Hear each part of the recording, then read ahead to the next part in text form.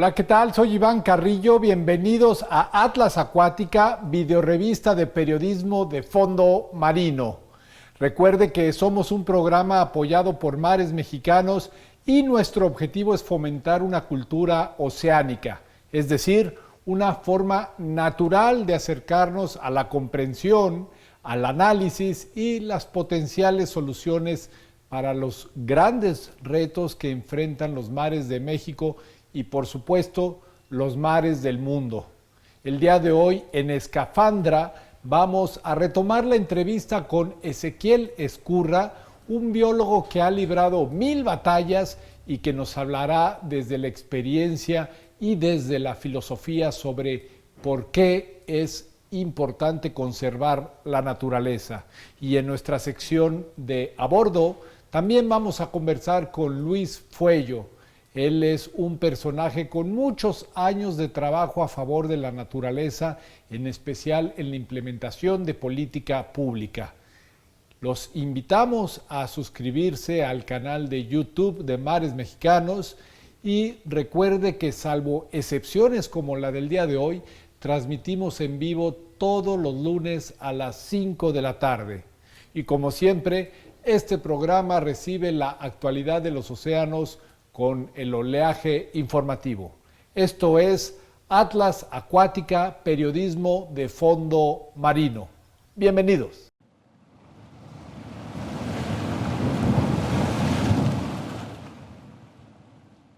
¿Pueden imaginar un animal capaz de regenerar desde cero todos sus órganos? Investigadores de la Universidad de Tel Aviv publicaron sobre este inusual hallazgo en la revista Frontiers in Cell y se trata de la policarpa mitiligera, un animal común en el Golfo de Eilat y una especie de asidia, es decir, un animal marino invertebrado con forma de saco gelatinoso con dos orificios y difícil de distinguir al mimetizarse entre las rocas y arrecifes de coral. Aunque estrellas de mar y ajolotes son algunos de los seres capaces de regenerar algunas partes de su cuerpo, no se conocía hasta hoy en un organismo tan elevada facultad de regeneración en todos sus órganos y con sistemas corporales completos. Pues entre algunas pruebas que realizó el equipo de científicos, diseccionaron en 3 partes el cuerpo de varios ejemplares de aquella especie de asidia, dejándolas sin centro nervioso, sin corazón y sin parte del sistema digestivo, ante lo que sorprendentemente lograron regenerar sus órganos faltantes. Así, de cada cuerpo diseccionado en 3 partes surgieron 3 seres perfectamente funcionales. Los expertos a cargo de este estudio consideran que nunca antes se había descubierto tal capacidad regenerativa en una especie marina que además se reproduce sexualmente. El cambio climático y las altas concentraciones de nutrientes en los mares son algunos factores que han originado la gran masa de sargazo que empieza a llegar al Caribe mexicano. Esteban Amaro, encargado de la red de monitoreo del sargazo Cancún, ha dado seguimiento al comportamiento de dicha macroalga en las costas del estado de Quintana Roo y encontró que actualmente hay una presencia abundante de sargazo en 26 de casi 80 puntos estudiados. De tal manera, sus investigaciones coinciden con el reciente informe elaborado por la Universidad del Sur de Florida y la NASA, en donde se reveló que la superficie de la mancha de sargazo que se mantiene a flote en el Océano Atlántico, próxima al Caribe, alcanzó en abril los 1,036 kilómetros cuadrados, lo que significa un aumento de 333% en comparación con el mes previo. El informe también señala que la tendencia al alza se mantendrá en los próximos meses y afectará al Caribe mexicano. Con el fin de reducir el impacto ecológico y económico a raíz de esta macroalga, la población local, el sector de turismo y especialistas como Esteban Amaro y Lorenzo Álvarez demandan urgentemente hacer frente a la situación a través de convenios de participación global que involucren a la población, científicos, empresarios y autoridades para mayor control, aprovechamiento y disposición final del sargazo. Por afectar la protección de las tortugas marinas mediante malas prácticas de captura de camarón debido a la deficiente implementación de los dispositivos excluidores de tortugas marinas en al menos 106 redes nacionales. El pasado 30 de abril, Estados Unidos suspendió la certificación de camarón de origen mexicano, hecho con el cual nuestro país no puede exportar camarón de red de arrastre hasta que sea recuperada esta certificación. Días después ocurrió un proceso de consultas entre ambos países y la Secretaría de Agricultura y Desarrollo Rural, así como la Comisión Nacional de Acuacultura y Pesca, CONAPESCA, de México, derivaron o acordaron un convenio para continuar con la exportación de camarón a Estados Unidos, pero bajo la condición de que aquel crustáceo no provenga de la captura de redes de arrastre y que su origen pueda comprobarse a través de una estrategia que deberá presentarse antes del 1 de junio. Estaremos aquí en Atlas Acuática al pendiente del desarrollo de este tema, ya que cada año México exporta al país vecino más de 30,000 toneladas de camarón con un valor arriba de los 300 millones de dólares. En los primeros capítulos de Atlas Acuática tuve el gusto y el gran honor de conversar con Exequiel Ezcurra, un biólogo conservacionista de gran experiencia y poseedor de un pensamiento crítico y humanista único. Hoy hemos querido retomar esta conversación en Escafandra.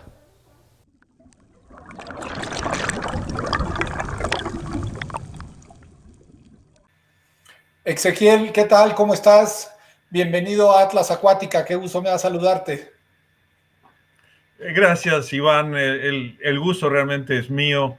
Les agradezco muchísimo, tanto a ti como a Octavio, la invitación a participar en Atlas Acuática, que entre paréntesis es una iniciativa que se me hace formidable. Realmente me encanta que en un momento en el cual estamos todos a veces un poco bajoneados, como dicen, por la pandemia, los largos meses de aislamiento y todo eso, estén ustedes impulsando una iniciativa tan optimista y con tantas ganas de mirar hacia adelante. Entonces, gracias por la invitación. Es un honor. Gracias a ti, Exequiel, por estar aquí. Y yo quisiera partir de una pregunta general. Quisiera preguntarte cuál es tu relación con los mares, desde esta perspectiva obviamente ecológica de la conservación, pero también desde la de una persona que ha vivido para la naturaleza, que ha vivido para los mares, que ha librado muchas batallas, ha ganado muchas batallas, ha perdido otras. Hoy, al día, ¿cómo miras a los mares? Sí, es una pregunta realmente muy fascinante. Muchas veces colegas que me conocen me han preguntado, dice, Ezequiel, ¿qué tanto hablas tú de los mares si realmente tu carrera la has hecho como un ecólogo de desiertos? Lo cual es absolutamente cierto, aunque siempre he estado cerca del mar, por décadas he sido buzo, scuba, he visitado todas las costas de México, pero siempre ha sido más en plan de paseo. Mi investigación fuerte, hasta hace un poco más de 20 años, la hice siempre en los desiertos y es por lo que soy mayormente citado. Pero hace 20 años me pasó una cosa muy mágica. Se me acercó una persona a quien yo conocía desde que era estudiante de licenciatura, la doctora Enriqueta Velarde de la Universidad Veracruzana, y me mostró sus datos de anidamiento de aves marinas en el Golfo de California. Y me dice, mira, hay años en los cuales las aves sencillamente se mueren y no ponen huevos y las crías fallecen todas y no entiendo qué está pasando. Entonces nos pusimos a investigar con su base de datos. Tenía décadas de datos porque la doctora todos los años va a las islas del Golfo de California y mide, cuenta, toma muestras. Y encontramos que cada vez que la corriente ecuatorial se detenía, y hay una manera muy fácil de verlo en las presiones atmosféricas que se miden en el norte de Australia, curiosamente, se morían las aves marinas en el Golfo de California. Parecerá una tontería, Iván, pero cuando te das cuenta que la medición en un barómetro en la ciudad de Darwin, en el norte de Australia, te predice con tanta precisión si las aves marinas en el Golfo de California, las crías de las aves marinas, los nidos, van a vivir o no, te da una especie de estremecimiento, porque como que te das cuenta cómo las cosas en el mundo, en todo el planeta, están encajadas la una con la otra y cómo dependemos mutuamente todos los ecosistemas del planeta. Entonces, esa epifanía, por usar un nombre que hubiera usado James Joyce, ese descubrimiento de qué tan conectadas están las cosas, me llevó a empezar a trabajar en los mares, primero con aves marinas y después en relación a un tema que me fascina hasta el día de hoy, la relación entre los desiertos y los mares, que aunque parezca mentira es fuertísima. Cuando cambia la temperatura superficial del mar en los desiertos puede haber sequías muy prolongadas o lluvias muy, muy intensas y a veces catastróficas. Entonces llevo ya 25 años, aparte de mis investigaciones normales en desiertos, trabajando con mares. Y hace unos 15 años tuve la maravillosa suerte de que se acercó a mi laboratorio quien era en ese momento un joven de estudiante de doctorado, el doctor Octavio Aburto, y me dijo, Ezequiel, quiero que me ayudes a hacer mi tesis de doctorado. Le dije, Octavio, yo no tengo la menor idea de los peces ni de los ecosistemas, más que como buzo aficionado. Me dijo, sí, pero sí sabes de análisis de datos, eres un ecólogo bueno y me vas a poder ayudar. Entonces empezamos a trabajar con Octavio en un montón de cosas sobre la conservación y la valoración económica de los servicios ecosistémicos que dan los mares. Y ha sido, junto con el trabajo que ya llevo 25 años haciendo con la doctora Velarde, el trabajo con Octavio ha sido también un trabajo increíblemente fructífero con artículos muy, muy interesantes, en mi opinión, en revistas internacionales y en libros y en un montón de fuentes a todo nivel. Entonces, a lo mejor, sin darme cuenta, de a poquito fui incorporando, porque nunca he abandonado las cactáceas y los mezquites, pero fui incorporando a esas investigaciones el qué pasa en nuestras costas y por qué tenemos que conservarlas. Y yo creo que ese es uno de los grandes desafíos que tiene México frente a sí. Sin duda, Ezequiel, y lo dices bien, ¿qué pasa en nuestras costas? Y te regreso la pregunta. Hoy que, como bien sabemos, estamos enfrentando una situación atípica con la pandemia y donde se pone de manifiesto estas relaciones entre la economía y las necesidades de la humanidad y donde se ve que no siempre una cosa puede ir de la mano de la otra. Algo parecido podría estar sucediendo con los mares o con los ecosistemas marinos, donde sabemos que dependemos de sus recursos, donde sabemos que están siendo impactados por la acidificación provocada por el CO2, donde apenas quizá los países, ahorita vemos un panel conformado por 14 países, ya hay una preocupación patente, pero luego nos preguntamos qué requeriríamos para que esas acciones que se dicen en el discurso, que se plasman en los contratos, en los acuerdos internacionales, se conviertan en una realidad. Y en este sentido te pregunto, ¿cuál sería nuestro papel como ciudadanos, como conscientes de nuestra presencia, de nuestra actividad? ¿Cuál podría ser nuestra aportación a esta conservación? Déjame empezar con una nota optimista, Iván. Ustedes lo acaban de presentar, el video del panel de alto nivel sobre sustentabilidad de los océanos, del cual México es signatario. Y realmente creo que es una noticia extraordinaria que México se haya sumado a la firma de ese acuerdo entre países, a los compromisos para proteger los mares. Déjame que te diga una cosa y espero, yo hago esfuerzos muy grandes para no meterme en política, sobre todo en política de partidos, pero la agenda ambiental había estado un poco enfriada, por decirlo de alguna manera, en el gobierno actual. Entendiblemente tienen un montón de prioridades enfrente de sí y la agenda ambiental estaba un poco parada, pero de golpe se firmó ese acuerdo, hay compromisos concretos sobre los mares que tienen que ver no solo con los mares, son compromisos concretos también por la energía renovable, por la generación de energía renovable, por la sustentabilidad de las costas, por un montón de cosas que nos van a obligar a trabajar muy duro para llegar a las metas que nos comprometimos. Esos compromisos sirven, Iván. Aunque parezca mentira, no son solo firmas en el papel. Claro que sí son firmas en un papel, pero también hay una comunidad internacional que demanda rendición de cuentas alrededor de esos compromisos. Y estaba viendo el video, mencionaban ustedes todos los funcionarios que participaron, pero yo creo que hay dos nombres ahí muy importantes que tenemos que destacar.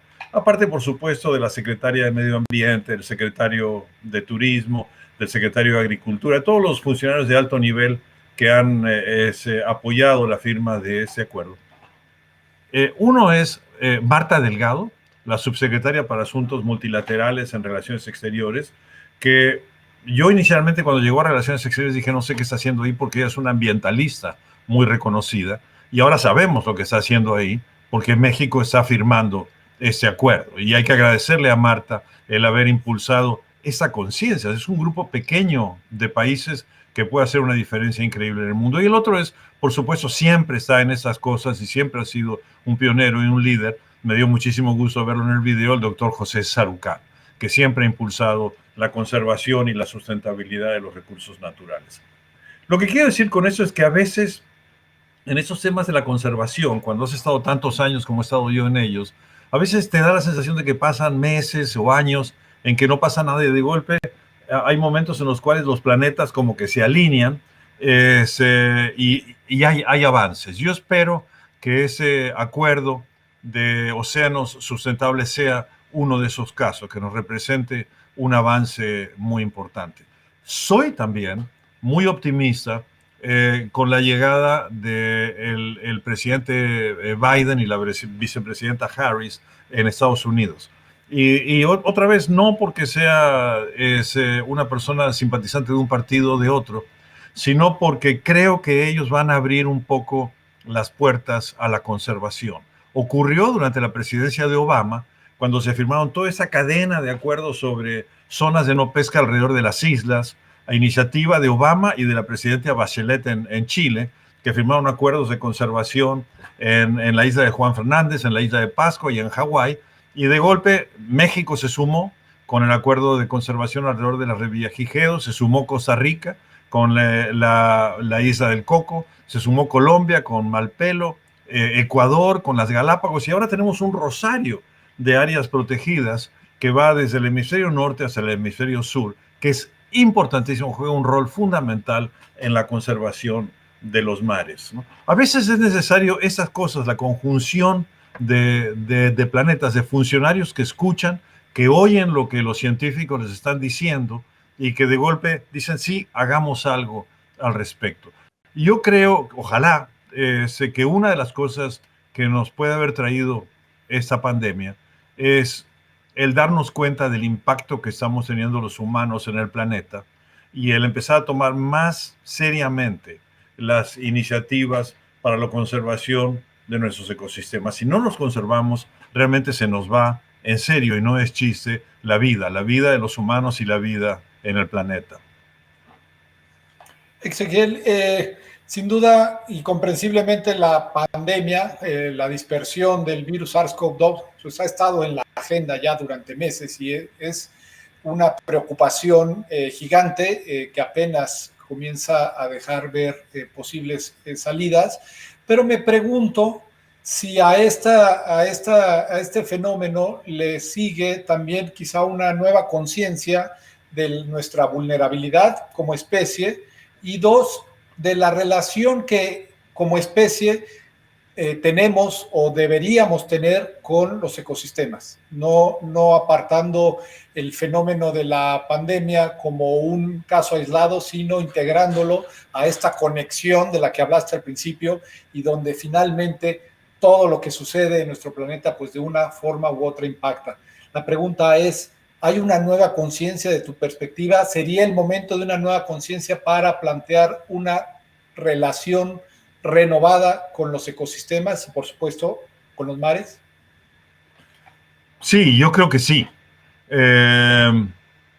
creo que es un momento para revisar de una manera muy profunda cómo obtenemos nuestros recursos y cómo nos eh, manejamos en el planeta, cómo satisfacemos nuestras necesidades. Déjame que vaya un poco hacia atrás, porque es muy importante. En la década de los 80, debe haber sido en el año 83, 84, me tocó oír una plática de Buzz Holling, un ecólogo canadiense muy brillante, un gran líder en las ideas de la ecología global de aquellos años y hasta el día de hoy, que hablaba de la epidemia de HIV, de la inmunodeficiencia del virus, de la inmunodeficiencia humana. Y él decía, ese virus no le pegó bien porque no tiene una forma fulminante de transmisión. Su transmisión es controlable. Dice, pero hace falta que nos llegue un virus similarmente patogénico, que se pueda transmitir por el aire, decía, y vamos a estar en muy serios problemas. Lleva mucho tiempo que los ecólogos están pronosticando el riesgo para la especie humana por la manera como usamos nuestros recursos. Déjame que te dé un ejemplo. Cuando tú pasas, y lo veo acá en California, también lo ves en México en muchas partes, por esos corrales de engorda en los cuales hay 100,000, 200,000, a veces 1,000,000 de vacunos criados con antibióticos y generando resistencia a todo tipo de enfermedades. No deja de preocuparte que pueda haber alguna enfermedad que pase de esos animales, de animales silvestres a domésticos, a los seres humanos. La manera como estamos avanzando sobre la naturaleza, destruyendo la naturaleza, generando nuestros propios alimentos con animales en campos de concentración, literalmente, es, y tratando de mantener de lejos las pandemias con antibióticos y con todo tipo de sustancias de químicos letales, tiene un límite. Eso no es un modelo que pueda seguir creciendo para siempre, porque tarde o temprano va a aparecer algún patógeno que se haya brincado las vallas que le hemos puesto y que nos ataque. Cuando tienes 7,000 o 8,000 millones de seres humanos en el planeta, somos un recurso muy importante para la propagación explosiva de cualquier microorganismo. Eso nos obliga a revisar de una manera muy seria, y no quiero adelantar más cosas porque el tema es complejo, pero por lo menos nos obliga a revisar de manera muy, muy seria cómo nos estamos alimentando, cómo estamos utilizando la naturaleza, cómo estamos utilizando el medio ambiente. Y creo que ese es uno de los grandes desafíos para el futuro. El tema del SARS-CoV-19 no es solo un tema médico, es también un inmenso tema ambiental. Y cuando pase esta pandemia, y aún antes de que pase, hay muchos, quisiera incluirme, creo que habemos muchos, que estamos reflexionando sobre este tema, preocupados por la forma como interactuamos los seres humanos con el medio ambiente que nos rodea. Ezequiel, he tenido el gusto y el honor de conversar en múltiples ocasiones contigo, arrojando luz sobre estos temas, y una respuesta que me marcó por su importancia, por su trasfondo filosófico y ético, me la diste hace ya muchos años cuando te pregunté por qué conservar.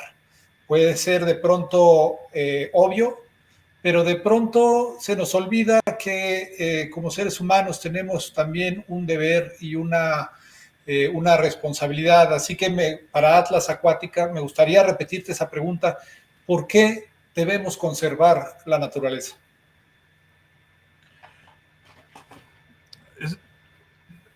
Excelente pregunta, Iván, como siempre, y gracias por traerlo.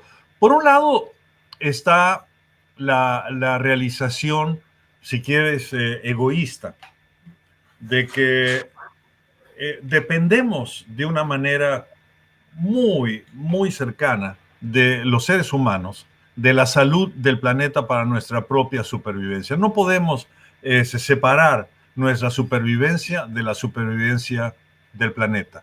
Cada vez que se extingue una especie, cada vez que desaparece una variedad, cada vez que desaparece una combinación genética que ha sido exitosa durante miles de años, todos, el mundo, la naturaleza, pero también los seres humanos, nos empobrecemos, porque estamos perdiendo cosas que podrían potencialmente formar parte de nuestra propia supervivencia en el futuro. Entonces hay una cierta preocupación, si quieres, egoísta. Sin un planeta saludable, va a ser muy difícil tener una humanidad saludable. Eso es una cosa generalizada. Alguna vez un filósofo acá en Estados Unidos sacó la metáfora de los remaches del avión. Dice, si yo voy en un avión y miro a través de la ventanilla y se sale un remache del ala, me va a preocupar un poco, pero creo que voy a llegar bien. Pero si se sale otro remache, ya me preocupa un poco más. Si se empiezo a ver que se salen remaches de manera más o menos aleatoria en el ala, me empieza a preocupar si vamos a poder aterrizar con éxito. Dice, la conservación de las especies es lo mismo. Si desaparece una pequeña ardilla arborícola en el Amazonas, a lo mejor no me preocupa mucho, todos vamos a poder vivir sin ella. Pero si empieza a ocurrir una y otra vez, no sabemos qué rol juegan todos esos organismos en la salud del planeta y la supervivencia del planeta. Y sí me empieza a preocupar que el planeta Tierra pueda continuar siendo viable. Entonces, esa es una primera respuesta, si quieres, la respuesta más egoísta al tema de por qué conservar. Debemos conservar porque sin un planeta saludable va a ser muy difícil tener una humanidad viable y saludable. Pero también hay otra pregunta mucho más de tipo filosófico, de tipo moral, ¿no? Ese mono desnudo del cual hablaba Desmond Morris, Homo sapiens, es una especie que brincó del África al resto del mundo y que inicialmente la libró casi por azar, pero que hubo un momento en el cual pudo realmente crecer, explotar. Nosotros, los seres humanos, de alguna manera nos hemos apropiado del planeta. Somos el futuro del planeta y el futuro de todo el resto de las especies en el planeta, el futuro de la evolución, el futuro de 4.000 años de evolución biológica en el planeta está en nuestras manos. Aunque querramos o no querramos, implícitamente lo tenemos nosotros bajo control y con no muy buen control, a juzgar por el impacto de la pandemia, ¿no? Eso nos plantea una pregunta de tipo ética que tiene que ver con el amor por la vida y con la vida en general. ¿Qué atribución especial tenemos nosotros para decidir sobre la desaparición de otros seres vivos que han tenido el mismo tiempo, los mismos 4.000 años de evolución biológica que hemos pasado nosotros? Hay un imperativo ético, filosófico, más difícil a lo mejor de verbalizar, pero muy poderoso que Edward Wilson llamaba la biofilia, ¿no? Todos tenemos un cierto amor por la vida, no sabemos expresarlo muy bien, pero es ese conocimiento ético, filosófico, de que si no defendemos la vida, también nos estamos agrediendo a nosotros mismos. Entonces hay muchísimas razones por las cuales conservar y curiosamente a lo largo de los años, cada vez que le preguntas a cualquier persona en la calle, en general, sí entienden esos dos imperativos muy bien, que hay que conservar porque nos lo necesitamos y nos conviene, y que hay que conservar también porque éticamente es algo que debemos hacer. Donde la cosa se pone más complicada es cuando los intereses económicos se meten de por medio, ¿no? Como dicen en el rancho, cuando la gente dice, sí, está bien que se cumpla la voluntad de Dios, pero hay en los güeyes de mi compadre y no conmigo, ¿no? O sea, muchas personas creen o quisieran tener ellos el derecho de poder destruir la naturaleza en su beneficio económico, al mismo tiempo que a lo mejor desean que se conserve a nivel global, a nivel de todo el planeta. Y esa esquizofrenia, ese desbalance entre lo personal y lo colectivo, es uno de los grandes desafíos que tenemos los que trabajamos en conservación de la naturaleza, traer ese imperativo colectivo a la vida personal de cada una de cada uno de nosotros. Vemos muchas veces en el otro ecosistema, el ecosistema informativo, una gran cantidad de noticias, de información que muchas veces nublan nuestro horizonte, nos hacen pensar que vamos implacablemente en un avión donde ya no solo son las tuerquitas del ala, sino donde el eje empieza a fallar y escuchamos a veces con preocupación, a veces con alarmismo, a veces con falsedad mucha de esta información y paralelamente, y debo decirlo aquí, en mi experiencia como periodista, me he podido acercar a muchos proyectos, conocer un poco más a fondo donde la comunidad, los científicos, las autoridades trabajan en un mismo sentido para hacer rescates de ecosistemas, de especies, para generar sistemas sustentables, etcétera, que en verdad parecen o llegan a ser muy esperanzadores. Pero yo tengo estas dos películas, quizá un poco por mi oficio de periodista, y me pregunto si requeriríamos, desde tu visión, hacer un equilibrio desde la comunicación para la gente, donde el conservacionista no sea visto como un agorero del mal y donde además podamos poner en el primer plano también los alcances como el que acabas de mencionar cuando te refieres a un rosario de conservación que va desde Norteamérica hasta la punta del sur del continente. Si podemos o debemos, está en nuestra labor, poder equilibrar esa percepción para mirar de manera más optimista o quizá solo realista el futuro de nuestro planeta. Siempre, excelentes preguntas, Iván, y muy motivadoras, diría. Tú lo mencionaste al principio, me ves ahora acá con mi barba blanca, en una época era café oscura, casi negra, y te juro que llevo en el alma, en el espíritu, las cicatrices de 1000 batallas, muchas las hemos ganado, y muchas también, o algunas de ellas muy importantes, las hemos perdido. Pero también eso te va dando cierta sabiduría, cierta paciencia histórica. Hay una cosa que quizás por la edad que tengo me preocupa mucho, que tiene que ver con lo que tú mencionabas. Muchos de nuestros fracasos los hemos labrado nosotros mismos, los ecólogos, los conservacionistas, a partir de las historias apocalípticas y agoreras que a veces armamos. Tenemos la urgencia, tenemos el deber, diría yo, del optimismo y de la esperanza. Si no generamos una ética esperanzadora, sencillamente el resto del mundo va a decir, bueno, ¿para qué nos preocupamos por esto? Si igual esto se va al demonio de todas maneras, ¿no? Tenemos la urgencia de demostrar que sí es posible otro modo de vida, que sí es posible obtener satisfactores de los océanos sin degradar los recursos naturales, sin extinguir especies, que sí es posible alimentarnos de los ecosistemas de la Tierra sin llenarlos de químicos que de alguna manera cuestionan su supervivencia en el largo plazo. Tenemos la obligación, más que de pronosticar el horror, la obligación de decir y de elaborar ideas sobre cómo generar un futuro optimista. Y en eso estamos muchos, en eso estamos muchos. Déjame nomás que te dé una idea que tiene que ver con las cosas que he vivido en mi vida. Cuando yo estudié en la universidad, había que aprenderse un montón de constantes químicas que estoy seguro que tú también recordarás, el número de Avogadro, la constante universal de los gases y todo ese tipo de cosas.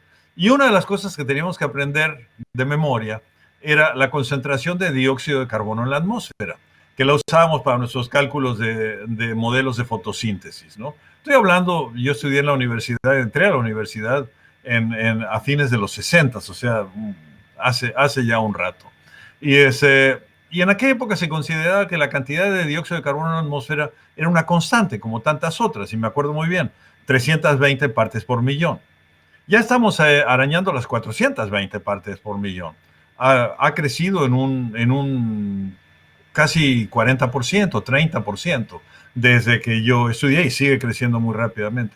Yo ya era graduado cuando nos dimos cuenta de que el dióxido de carbono en la atmósfera estaba aumentando, que no era una constante y que estaba aumentando porque nosotros, cada uno de nosotros, nos subíamos a los trenes, a los automóviles o usábamos combustibles en nuestras casas y todo eso estaba generando emisiones de gases de efecto invernadero. Es más, el nombre gases de efecto invernadero lo aprendí cuando ya llevaba un buen rato en estas cosas de la conservación. Recuerdo muy bien en el año 73 leer el artículo de Mario Molina y Sherwood Rowland, donde pronosticaban que en un artículo en la revista Nature, que a mí me impactó muchísimo, yo era un muy joven investigador, pronosticaban que el uso de clorofluorocarbonos, que yo usaba entre paréntesis en los desodorantes que usábamos, ese tipo de cosas, iban a destruir la capa de ozono, ¿no? Y sonaba medio apocalíptico, que según como yo regulara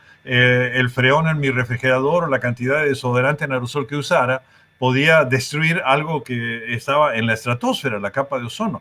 Años después resultó que sí se estaba destruyendo la capa de ozono y que la predicción de Mario Molina había sido absolutamente certera. Todas estas cosas nos han llevado a cambios en la manera como vemos las cosas. Yo soy maestro universitario, doy clases a jóvenes todos los años, en primavera y en otoño, y he visto cómo cambia la mentalidad de los jóvenes. Hay una realización de parte de las generaciones más jóvenes de que la Tierra no es finita. Finalmente, el paradigma que yo estudié era que la Tierra es infinita, ¿no? Yo puedo encender mi carro y usar un motor diésel de 600 caballos y eso no va a afectar para nada lo que está pasando en la atmósfera porque es suficientemente grande para absorberlo. Ahora sabemos que la Tierra no es infinita y que las cosas que nosotros hacemos pueden poner en peligro el futuro de todo el planeta. Ese cambio de mentalidad ya ha ocurrido, afortunadamente, y tiene impactos muy concretos. Entre otras, la firma de acuerdos internacionales como el Protocolo de Montreal, como ese acuerdo por sustentabilidad de los océanos, el grupo de alto nivel, etcétera, etcétera, de gente que está preocupada por el futuro del mundo. Es nuestra obligación no solo mostrar los problemas que tiene el planeta que nos estamos generando, pero también mostrar un camino hacia adelante, mostrar una manera cómo hacer las cosas para imaginar un futuro sustentable. Si no logramos narrar esa historia de esperanza, esa historia esperanzadora, va a ser muy difícil convencer a todo el planeta de que tenemos que hacer las cosas de una manera diferente. Ezequiel, en verdad, no quisiera interrumpir esta conversación donde estás arrojando luz sobre tantos temas. Me gustaría en un futuro poderte invitar nuevamente a Atlas Acuática para que sigamos analizando, sigamos viendo la conservación desde todas estas perspectivas que planteas. Y por lo pronto te agradezco enormemente haber sido el padrino de este primer episodio de Atlas Acuática, desde donde justamente queremos eso, queremos generar una conversación y un equilibrio informativo y también poder conocer o poner en el mismo sentido la mirada que busca eso, un planeta sano para una humanidad sana. Te agradezco muchísimo tus palabras y el haber arrojado luz en todos estos temas, Ezequiel. Déjame que cierre con un comentario muy breve, Iván. Gracias por invitarme. Muchísimas gracias por invitarme. En serio, es un honor. A ti te vengo siguiendo desde hace un rato y he seguido muy de cerca tu carrera como periodista. Y debo decir una cosa, me encanta lo que haces, por eso cada vez que me invitas ahí estoy, porque creo que tienes una sensibilidad muy especial. Octavio es mi hijo académico, intelectualmente hablando, y también le tengo un inmenso respeto, un respeto monumental por todas las cosas que hace y la creatividad que tiene y que pone en su investigación científica. Es un gusto estar con ustedes, cuentan conmigo las veces que quieras y enhorabuena por el desarrollo de Atlas Acuático. creo que realmente Acuática, perdón, Atlas Acuática, creo que realmente están haciendo ustedes un esfuerzo muy importante y el trabajo de ustedes, como mencionaba hace un rato, es parte esencial de la construcción de una esperanza. Ezequiel, muchas gracias, un abrazo hasta allá, hasta California, te estaremos buscando y gracias en verdad. Y continuando con el programa, vamos a platicar con el experto en planeación estratégica y formulación de políticas públicas para el desarrollo sustentable, Luis Fuello McDonald. Sin duda, un personaje clave en la conservación de los mares mexicanos. Esto es A Bordo.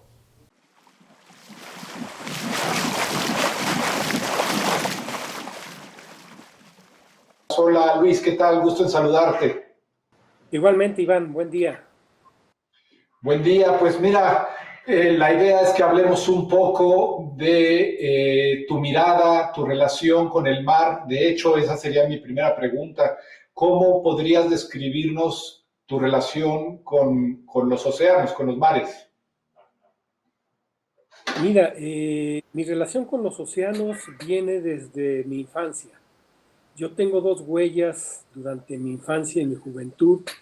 Una con los bosques, que periódicamente acampábamos en el Parque Nacional Iztapopo, y la otra huella es con los mares, que viajábamos al Golfo de México, hacia Veracruz, Tabasco, Campeche, Yucatán. Y posteriormente cuando empezó a desarrollarse Cancún y también con los mares del Caribe mexicano. Desde ahí tengo una huella muy profunda de respeto hacia los mares. Desde tu perspectiva, ¿cuáles son los asuntos más urgentes a atender con respecto a los océanos del mundo y sobre todo con respecto a los mares de nuestro país? Mira, en primer lugar, yo creo que tenemos como un tema urgente el aprovechamiento de los recursos pesqueros en los mares del mundo, ¿no?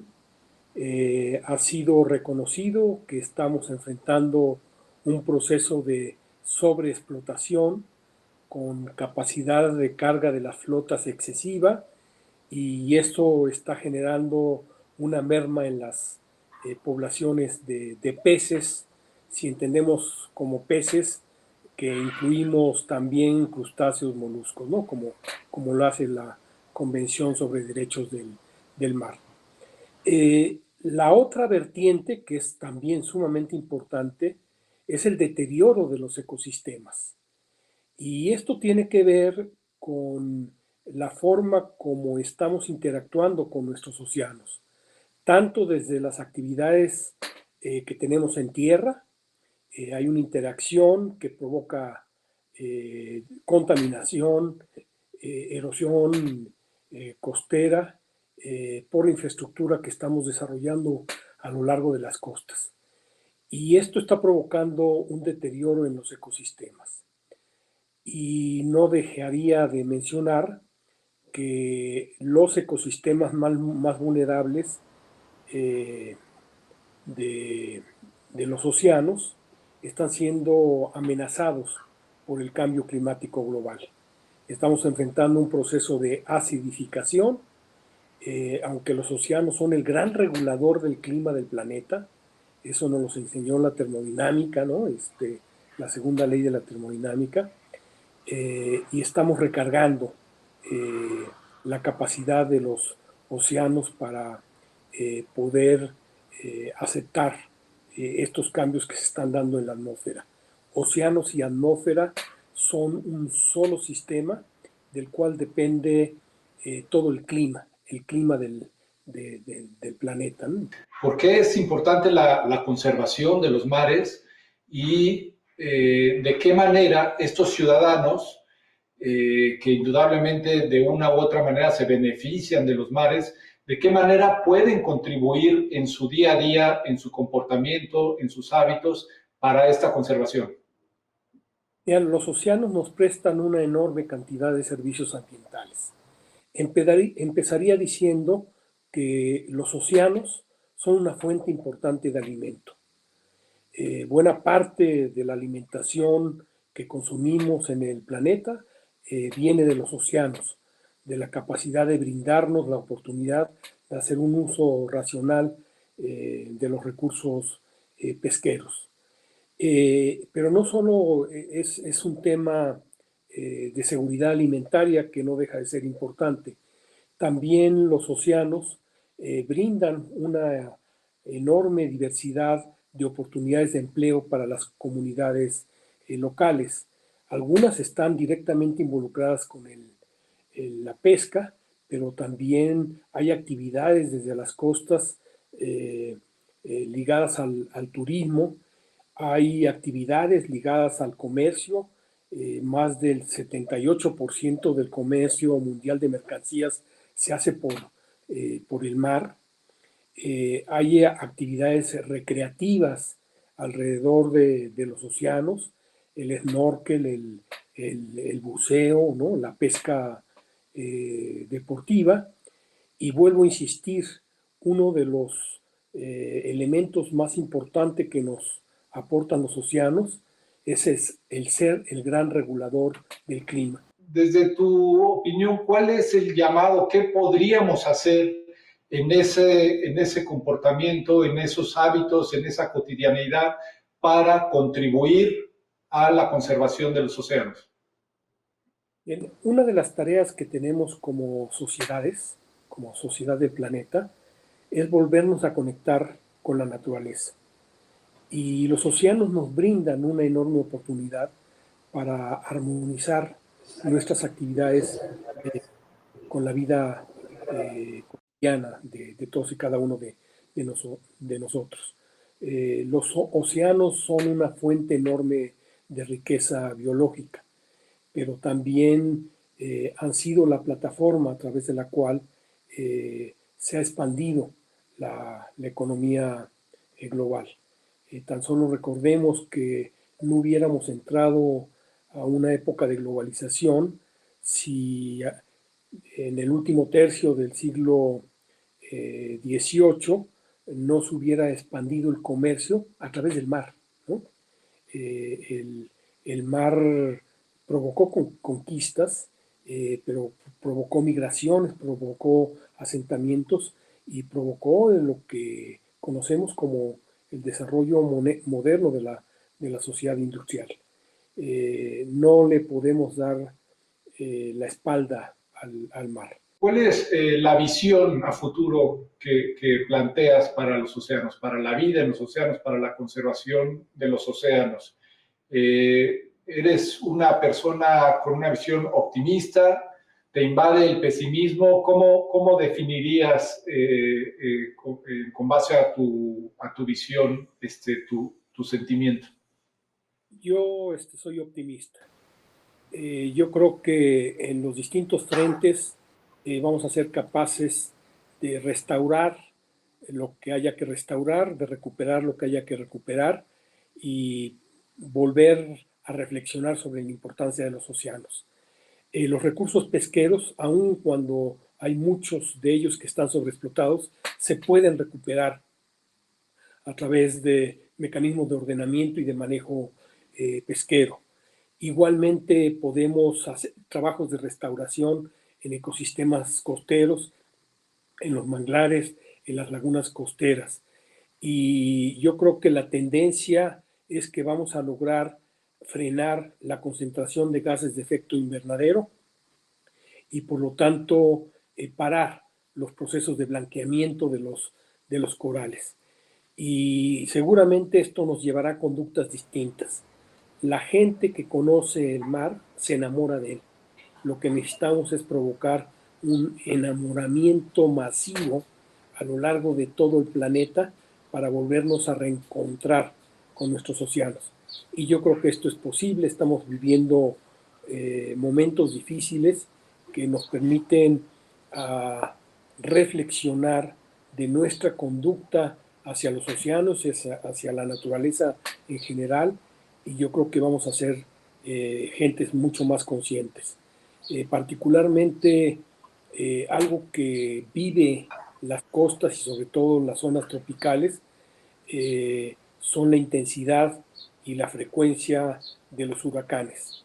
Pero ya estamos desarrollando mecanismos para poder mitigar y atender y adaptarnos al desastre, ¿no? Hay toda una convención internacional de reducción de riesgo de desastre, que es la agenda de Sendai. Entonces, nos estamos preparando. Quizás lo que nos hace falta es meter el acelerador, pero las condiciones en las que hemos metido al planeta nos obligan a acelerar más rápido y yo creo que los océanos van a ser beneficiarios. Y por supuesto, la pesca va a ser beneficiada porque quizás sean de los recursos que es de manera más sencilla recuperar si regulamos la actividad del hombre sobre la explotación de estos recursos. Luis, uno de los objetivos de este espacio de Atlas Acuática es generar, promover una cultura acorde a los mares, con conciencia de los mares, de este gran ecosistema. Y en este sentido, tú hablas, y me gusta mucho que lo definas así, que lo escribas así, de un enamoramiento, es decir, de un lazo emocional que deberíamos de tener los seres humanos con los grandes océanos. Me gustaría preguntarte qué representa, digamos, desde tu fuero interno, desde esa parte más íntima, más reflexiva, qué representan o qué pueden representar los mares para tu vida, y si en esta reflexión me pudieras describir alguno de los lugares que por alguna razón sean favoritos, obviamente me refiero a algún lugar marítimo que de alguna manera simbolice o represente algo más emotivo en tu vida. Bien, en primer lugar me genera inspiración. Los mares en su inmensidad generan un sentimiento personal de estimularse, de ser capaces de poder abarcar algo tan inmenso y tan profundo, ¿no?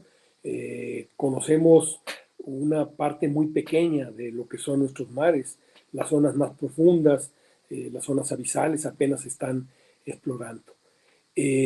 Los mares me generan respeto, ¿no? La fuerza con la que se manifiestan fenómenos oceánicos nos dejan pequeño ante nuestra capacidad intelectual de poder abarcar todo. Los mares han sido fuente de inspiración, ¿no? En el arte, en la literatura, ¿no? Y ahí está, por ejemplo, la obra de Ernest Hemingway, ¿no? Tan profunda del hombre y el mar. Los mares generan visiones cosmogónicas distintas. La forma como las personas ven el universo son distintas a las formas como los pescadores o las gentes del mar conciben el mundo. Generan estos vertientes culturales de construir una visión distinta del mundo, ¿no? El sentirnos pequeños, pero también el sentirnos con la capacidad de armonizarnos con la vida en los océanos. Y finalmente me preguntaba si hay algún sitio privilegiado en mi persona de los mares de México. Sí, sí lo hay. Y eso se llama el Golfo de California, ¿no? Y dentro del Golfo de California, quizás el Alto Golfo de California, con particular interés tanto por la riqueza biológica, el entramado social y la importancia económica de la región. Yo debo de decirles que inicié mi vida profesional en el año 78, invitado por la Universidad Autónoma de Baja California, en la Facultad de Ciencias Marinas, y ahí me empecé a vincular con el mar. Al tiempo cercano participé con la FAO en un programa unido con el Programa de Naciones Unidas para el Desarrollo para hacer la evaluación de los recursos pesqueros de México. Y eso me involucró desde finales de los 70 a los 80 con los mares, ¿no? Y particularmente el Golfo de California. Dediqué muy buena parte de mi vida profesional al cuidado, conservación y uso sustentable de los recursos de los mares de México. Estimado Luis, te agradezco en verdad tus palabras, estas palabras que, como bien dices, proyectan la inspiración que te hace, que te provocan los mares. La idea de Atlas Acuática es abrir esa conciencia, abrir esa percepción en el público y que podamos ver, sentir los océanos desde otra perspectiva. Creo que tú has arrojado luz, te estaremos buscando porque hay mucho para analizar, mucho que platicar, mucho que transmitir al público, pero por lo pronto yo te agradezco tu tiempo y haber tomado esta llamada. No, el agradecido soy yo. Muchas gracias, Iván.